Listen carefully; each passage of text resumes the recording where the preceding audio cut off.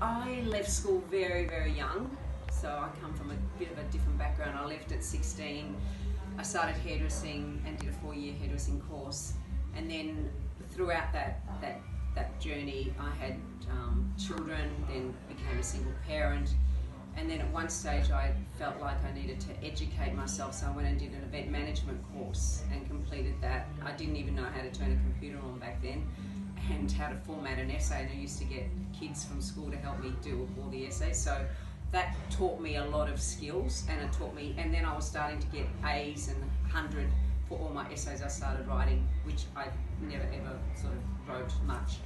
So that I did that, and once I did the event management, I didn't want to work in that field, but I volunteered for the Warrandyte Festival, and I did that food stores for about 10 or so years. And I also volunteered, I worked at the VRC races as an information person, which I still do today, but that's a paid job.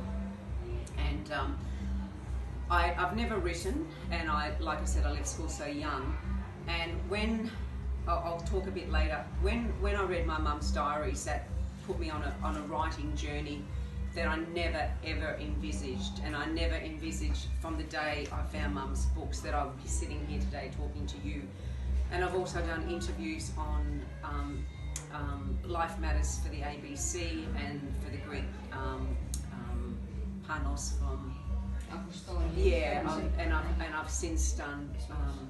I never did a book launch because COVID came, so I just went whatever. I just forgot about it. But I've done small little engagements like this about the book, and my aim is to spread the word of my mother's story to the wider audience, to get the book read by as many people as possible, because mum's book is quite rare. It's something that, as you know, we've been interviewing, or you've done more interviews, a lot of the women that we interview that are 80 plus, they'll tell you their story, but we know there's more to their story, but we don't try and get that out of them. We're just happy to get their story. But there's always more to their stories. Not every single woman, because there's some that have had beautiful marriages, and I know families and couples that have as well. So that's my background.